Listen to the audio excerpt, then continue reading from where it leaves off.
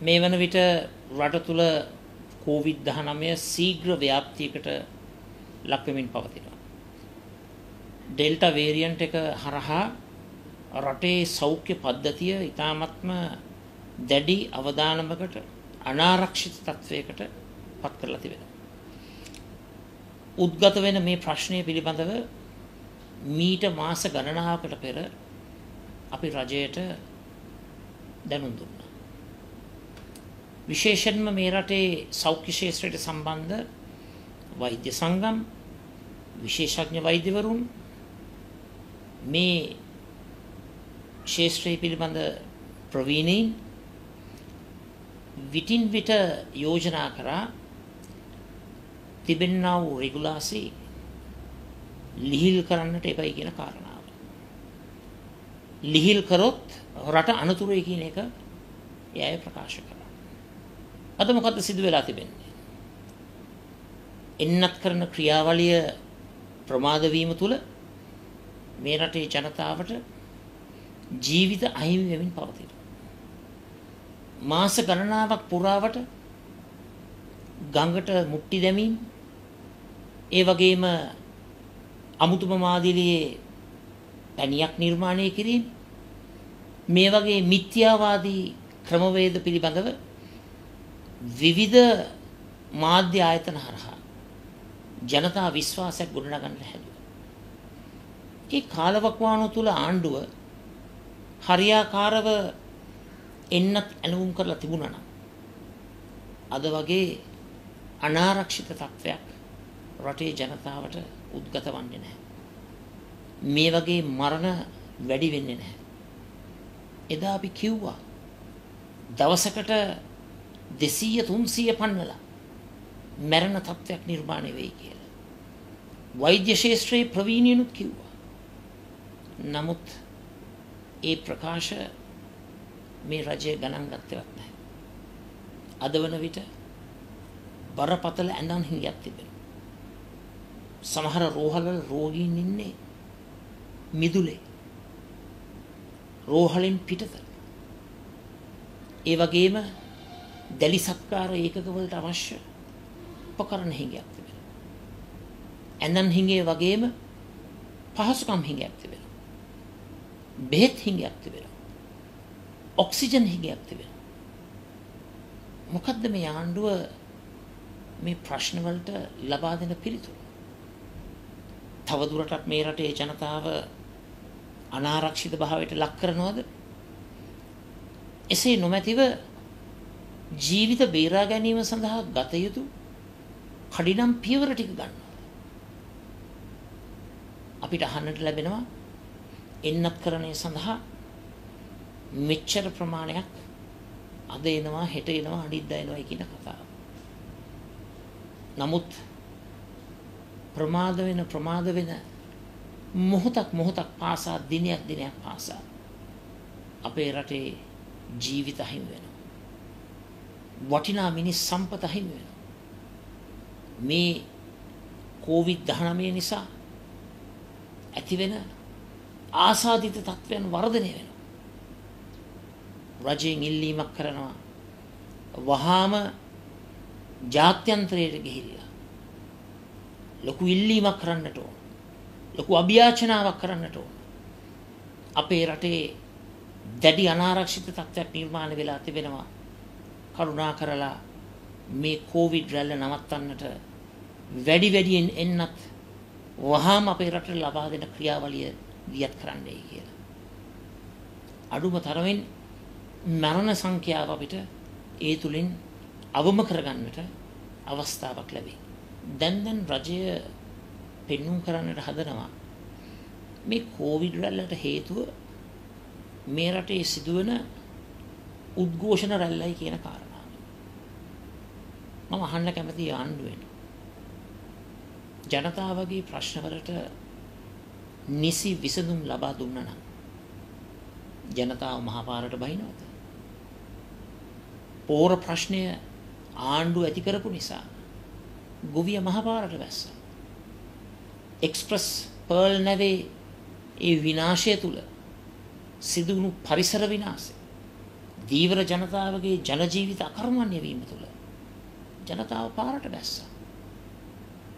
එන්නත් කරන ක්‍රියාවලිය හරියාකාරව ක්‍රමවත්ව ක්‍රියාත්මක නොවීම නිසා ජනතාව පාරට බැස්සා.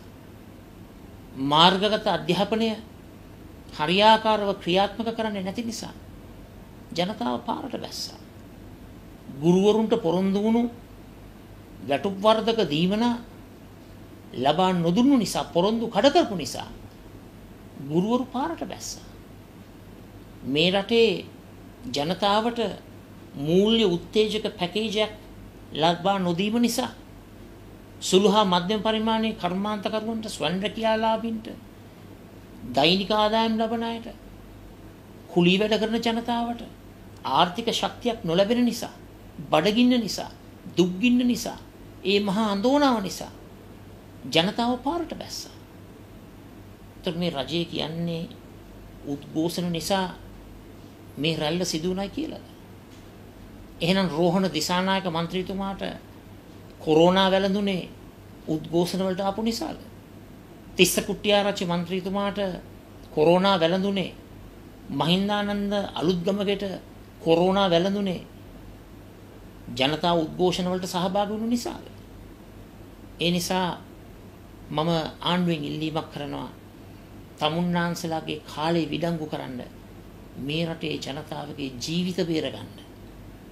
මේ වන විට ලදරුවන්ටත් දරුවන්ටත් කොරෝනා ව්‍යාප්තිය කොරෝනා වැළඳීම ඉතාමත්ම ශීඝ්‍රයෙන් ක්‍රියාත්මක වෙනවා.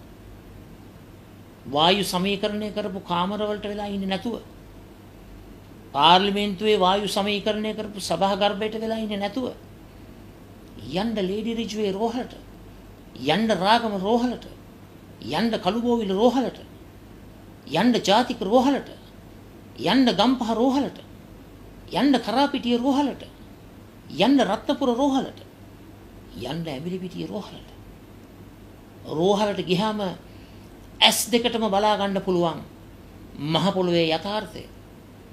රෝගීන්ට පහසුකම් නැහැ. බේත් හේත් නැහැ. ඇනන් නැහැ. ජීවිත බේරගන්න උපකරණ නැහැ. ඔක්සිජන් නැහැ.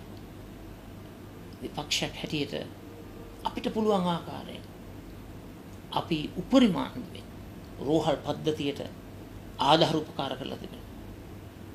ඉදත් කරා අද දවසෙත් කරනවා. හෙට දවසෙත් ඒ දේ ක්‍රියාත්මක කරනවා.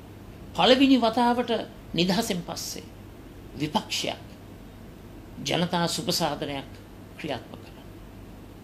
අපි මේ රටේ ජනතාවට ආදරේ. අපි මේ රටට ආදරේ.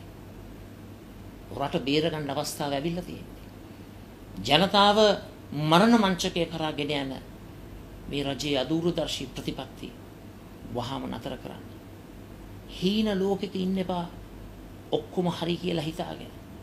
කිසිම ප්‍රශ්නයක් නැtei කියලා හිතාගෙන. ඔබලා කැටි වලාකුළු වල කෙලි වලාකුළු වල හිටියත් මහ පොළොවේ යථාර්ථය මහා භයංකාරයි.